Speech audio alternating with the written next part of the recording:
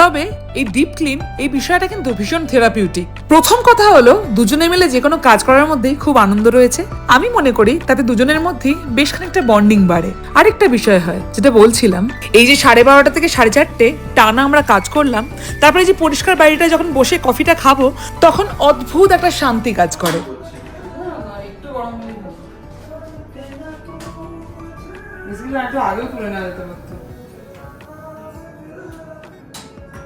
এই যে বাবা আমাদের জেনারেশনে অনেকের কাছে শুনেছি, তোর বাবা তো এক গ্লাস জল গড়িয়েও খেতে পারে না। এই বিষয়টাকে গ্লোরিফাই করে কিন্তু মারাই।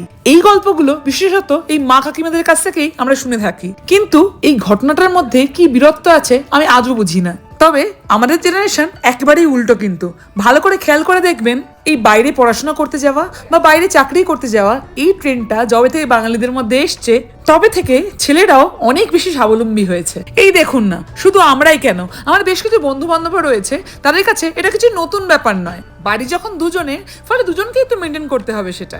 আমাদের বাড়ি তো ঠিক সেরকমই, আমরা দুজনে মিলেই সব কাজ করি। তাতে কি শাগনিককে আমি একটু কম সম্মান দিই? একেবারেই নয়। তার উত্তরে আমি আরেকটা প্রশ্ন করতে চাই পাল্টা, তাহলে কি আগের জেনারেশনের সেই বাবা কাকারা মা কাকিমাদের সম্মান করতো, নাকি সমাজের চক্রবইয়ের এটা মেনেই নিয়েছিল যে ওটাই ওদের কাজ?